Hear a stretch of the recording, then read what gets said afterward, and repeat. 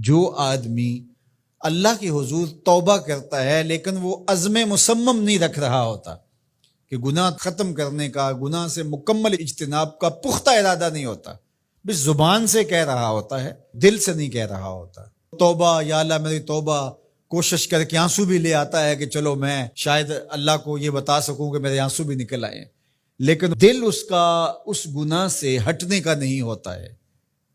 تو اللہ تو دلوں کے بھید جانتا، فرمایا وَهُوَ يَسْتَهْزِئُ رَبَّهُ، وہ اپنے رب سے مذاق کرتا ہے۔ تو مذاق نہ کرے، جب توبہ کرے اس وقت پختہ عزم کے ساتھ، مصمم ارادے کے ساتھ کہ نہیں، ہو ہی نہیں سکتا دوبارہ گناہ کروں گا۔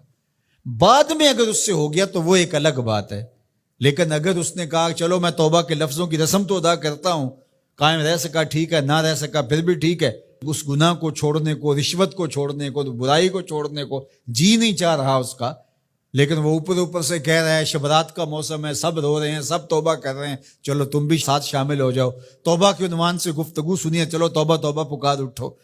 نہیں، ایسا نہیں ہے۔ وہ یستہزئ ربہ، وہ اپنے رب سے مذاق کرتا ہے۔ سچی توبہ کی 3 شرطیں میں نے بتائیں جو علماء نے بیان فرمائی۔ ایک تو گناہ ترک کر دے، ایک عزم مصمم کرے کہ آئندہ نہیں کروں گا، اور ایک جو گناہ کیا ہے اس سے اس کو شرمندگی ہو۔ کس سے شرمندگی؟ اپنے رب سے، لوگوں سے نہیں کہ پتہ چل گیا ہے۔ کچھ لوگ ہوتے ہیں جرم کرتے ہیں تو اچانک وہ راز فاش ہو جاتا ہے اور لوگوں میں رسوائی ہوتی ہے تو پھر وہ پکا ارادہ کرتے ہیں دوبارہ نہیں کریں گے، تو وہ اس لیے کر رہے ہوتے ہیں کہ لوگوں کے سامنے رسوائی نہ ہو، لوگوں کے سامنے رسوائی کے ڈر کی وجہ سے نہیں، یا ایک منصب اچھا مل گیا ہے تو کہتا ہے یار آپ دیکھو نا میں قاضی بن گیا ہوں، مفتی بن گیا ہوں، فقیہ بن گیا ہوں، اتنا بڑا شیخ بن گیا ہوں، تو اب اگر میں گناہ کروں اور پھر وہ لیک ہو جائے اور پتہ چل جائے لوگوں کو تو کیا میرے بارے رائے رکھیں گے؟ تو وہ صرف اپنے اس منصب کے لیے توبہ کر رہا ہے، حقیقت میں وہ اللہ سے شرمندہ نہیں ہے۔ تو علماء نے کہا کہ وہ پھر توبہ نہیں ہوگی۔ توبہ اللہ سے حیا آ گئی، اللہ سے شرمندگی کہ میرے مالک میں تیرا بندہ ہوں اور تیرے حکم کو توڑ رہا ہوں۔ سچے دل سے یوں توبہ کی، ارادہ پختہ کیا کہ آئندہ نہیں کروں گا، اور جو ہوا اس سے بالکل اجتناب کا ارادہ ہی نہیں کیا، اجتناب کر کے کھڑا ہوا اور توبہ کر لی، تو 1000 بار بھی آئے گا اس کا در رحمت کھلا پائے گا۔ لیکن اگر وہ مذاق والی توبہ کی کہ بس اوپر سے توبہ، اس کو پتہ ہے کہ میں قائم نہیں رہنا، تو وہ توبہ نہیں ہے، وہ اللہ سے یستہزئ ربہ، وہ اپنے رب سے مذاق ہے۔ توبہ کی، پھر توبہ کی، توبہ کی، پھر توبہ کی، پھر توبہ کر کے توڑ دی، میری اس توبہ پہ توبہ توبہ توبہ کر اٹھی، تو یہ توبہ نہیں ہے۔ توبہ یہ ہے کہ بس پختہ ارادے کے ساتھ کی جائے۔ تو فرمایا کہ 100 بار توبہ شکستی باز آ، 100 مرتبہ بھی تو نے توبہ توڑ دی ہے، لیکن توبہ تو نے پکی کی تھی لیکن توڑ دی، واپس پھر بھی آ جا۔ وہ یہ نہیں کہے گا تو توڑ کے آیا ہے، اب تیرا اعتبار نہیں رہا، بے اعتباریا تیری توبہ قبول نہیں، تو 1000 بار بھی توبہ توڑ کے آیا ہے، مالک کی دہلیز پہ آیا، وہ کریم اتنا ہے پھر معاف فرما دے گا۔ اللہ اکبر۔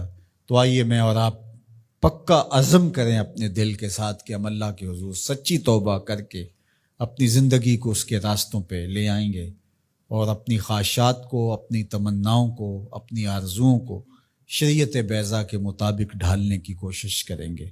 اللہ مجھے آپ کو توفیق عمل نصیب فرمائے۔ حضرت فضیل بن عیاض رحمۃ اللہ علیہ ڈاکو تھے، اور نرے ڈاکو نہیں تھے، ڈاکوؤں کے سردار تھے۔ تو ارشاد فرماتے ہیں کہ میرا طریقہ یہ تھا کہ میں ایک پورے قافلے کی صورت میں حملہ کرتا تھا تو لوگ ڈرا کرتے تھے، اگر کہ فضیل بن عیاض کے ڈاکوؤں نے حملہ کیا تو پھر نہیں بچتے۔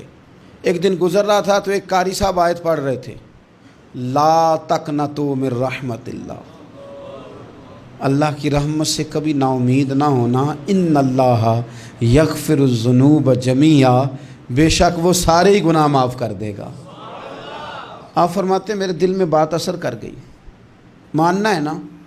اس نے نہیں ماننا، اس نے 6666 آیتوں کا ترجمہ پڑھ کے بھی توجہ نہیں کرنی۔ آپ ارادہ کریں نا، آپ اپنی دل کی زمین کو زرخیز بنائیں۔ فرماتے ہیں میں فوراً وہ آیت سنی تو میں رویا، اور میں وہ حافظ صاحب کے پاس چلا گیا، ان سے اجازت لی، ان کے کمرے میں داخل ہوا۔ میں نے کہا آپ نے ابھی آیت پڑھی ہے کہ اللہ سارے گناہ معاف کر دے گا؟ تو جس بندے نے کئی سال ڈاکے ڈالے ہوں، بیٹیاں روتی رہتی ہوں پر وہ مال لے کے آ گیا ہو، مائیں واسطے دیتی رہتی ہوں پر وہ لوٹ کے نکل آیا ہو، اب جی اگر وہ بندہ بھی سچے دل سے توبہ کرے تو اللہ معاف کر دیتا ہے۔ تو آفا جی کہنے لگے میں کون ہوتا ہوں تمہیں کوئی تفسیر بتانے والا، میں نے تو قرآن کی آیت پڑھی ہے، میرا رب کہتا ہے لا تقنطوا من رحمت اللہ، تم نے مایوس نہیں ہونا، تم آ جانا، معافی مانگ لینا، ان اللہ یغفر الذنوب جمیعا، اللہ سارے گناہ معاف فرما دے گا، اللہ سارے گناہ۔ تو یہ تو اللہ فرما رہا ہے۔ فضیل بن عیاض کہتے ہیں میں نے کہا ختم ہو گئی بات، توبہ بھائی۔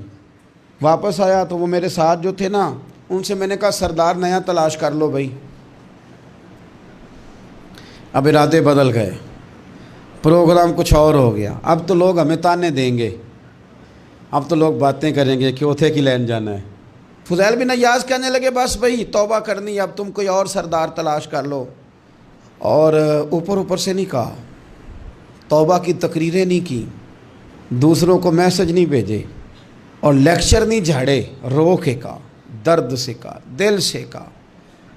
تو وہ جو باقی کے تھے نا ان پر سردار کی بات کا اثر ہوا، کہنے لگے سردار ہم نے سردار نیا نہیں ڈھونڈنا، اگر چوریاں مل کے کی ہیں تو اب تو اس طرح تو نہ کر، توبہ بھی مل کے ہی کریں گے، اب اللہ بھی مل کے ہی کریں گے، اب بس تو اگر ادھر جائے گا تو ہم بھی تو جائیں گے نا۔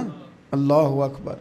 فضیل بن عیاض کہتے ہیں ظاہر ہے مال لوٹا کرتے تھے، میں نے مسئلہ پوچھا علماء سے تو انہوں نے بتایا کہ یہ تو حقوق العباد کا مسئلہ ہے، جو لوٹا ہے وہ تو واپس کرنا ہی پڑے گا۔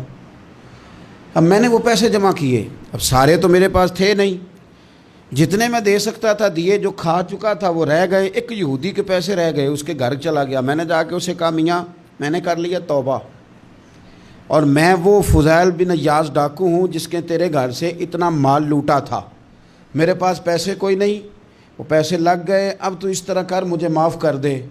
وہ کہنے لگا نا جناب، یہ بھی کبھی کبھی ہوتا ہے، لوگ نا شرافت کو بزدلی سمجھ لیتے ہیں۔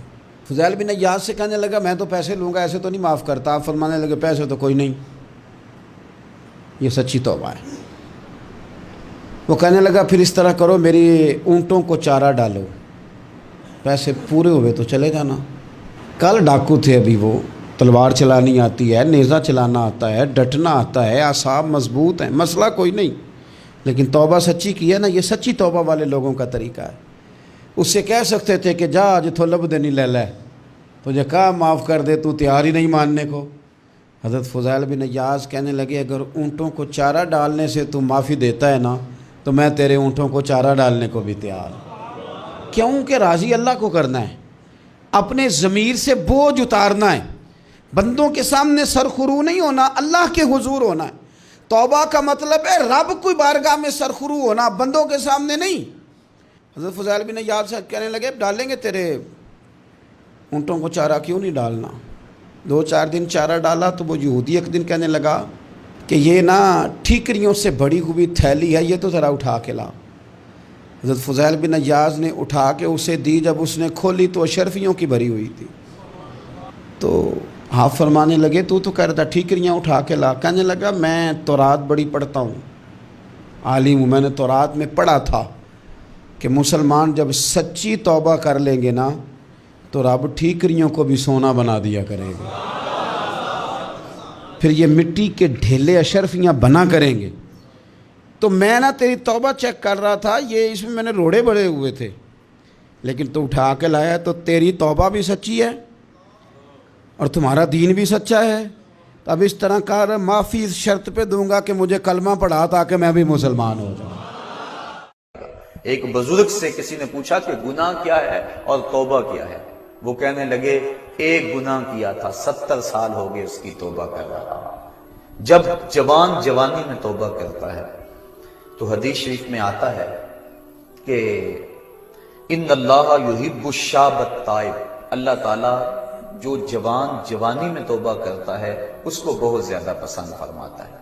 اور ایک روایت کے لفظ ہیں کہ جوانی میں توبہ کرنے والے سے بڑھ کر اللہ کا محبوب کوئی نہیں، اور بڑھاپے میں گناہوں پر اصرار کرنے والے سے بڑھ کر اللہ تعالیٰ کا مبغوض کوئی نہیں ہے۔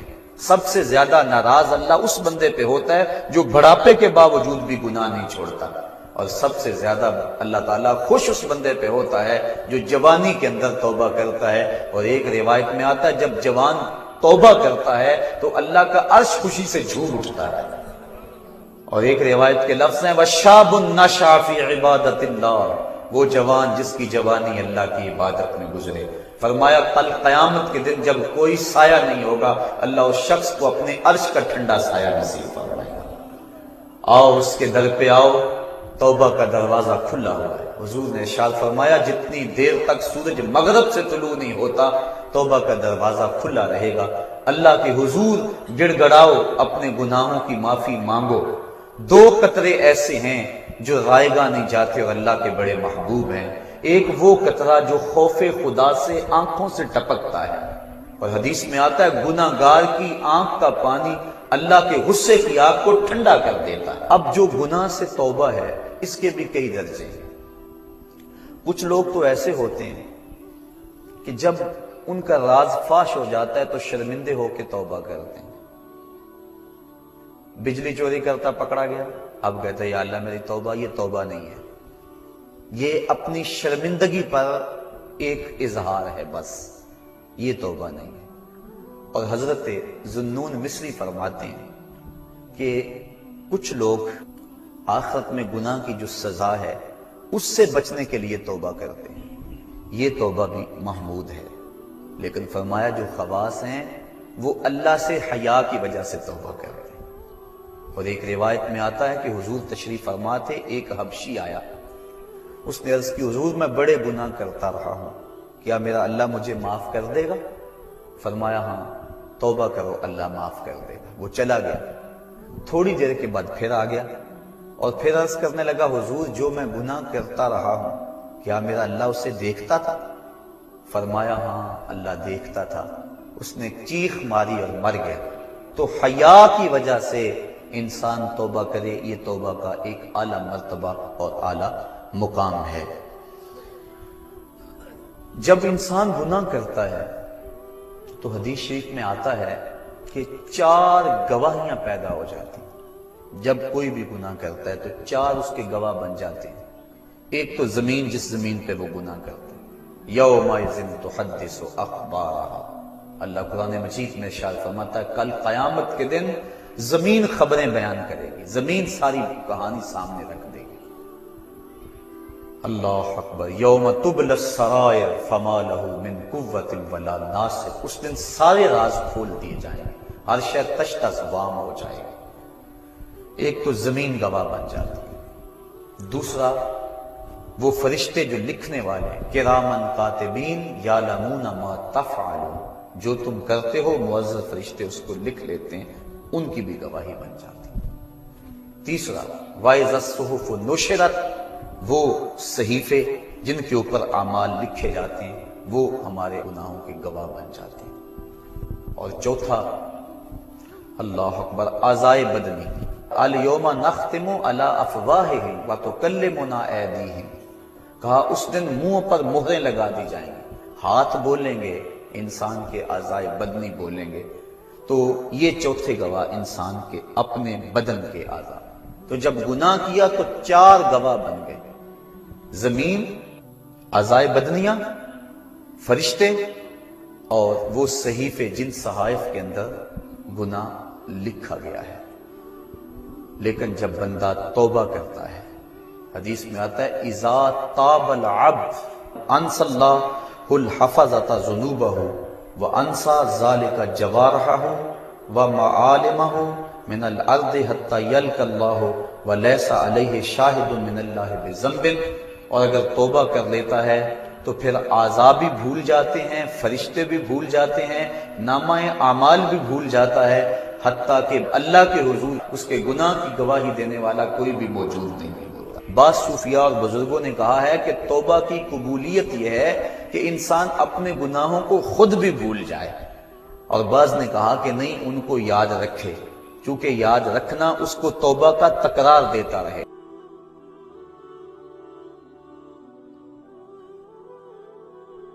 رب نے اپنے بندوں کے لیے مایوسی کو حرام کیا ہے کہ وہ میری رحمت سے کبھی بھی مایوس نہ ہوں. لا تقنطوا من رحمت اللہ، میری رحمت سے کبھی مایوس نہ ہونا. تم کتنے بھی جرم کیے ہوں، آجا میری دہلیز پہ پلٹ کے تیرے سارے گناہ معاف کر دوں.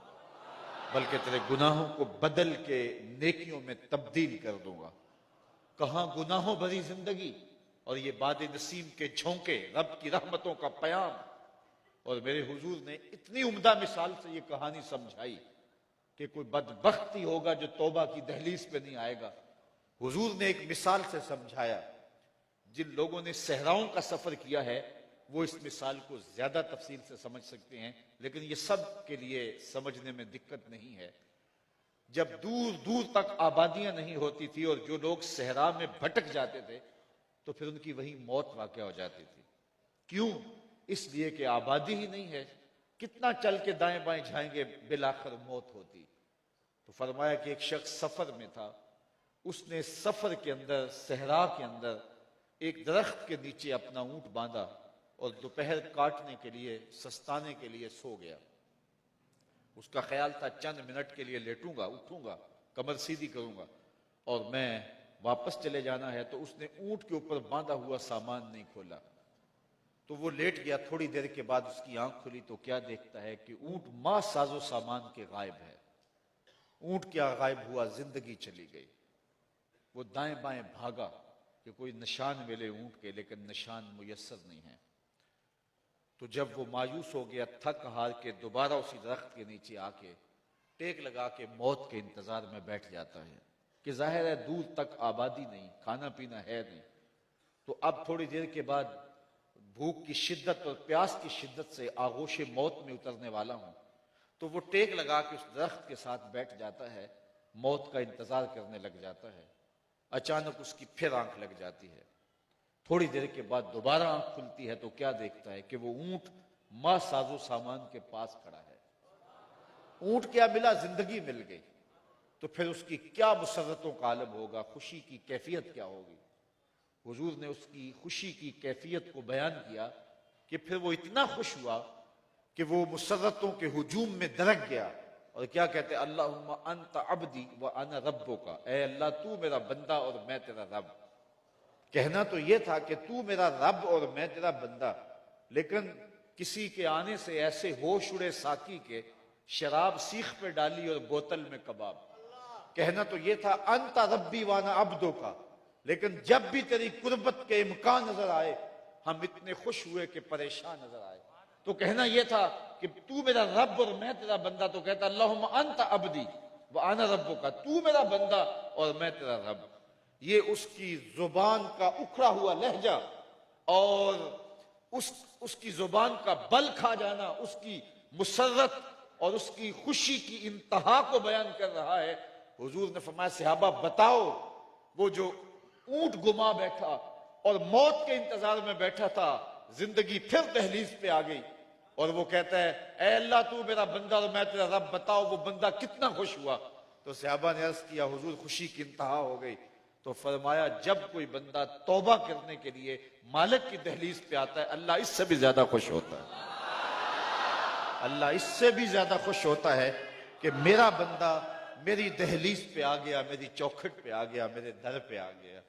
اس کی رحمتیں آواز دے رہی ہیں یا ایھا الانسان ما غرک بربک الکریم، او بھاگے ہوئے انسان آجا پلٹ کے، تیرا رب بڑا ہی کریم۔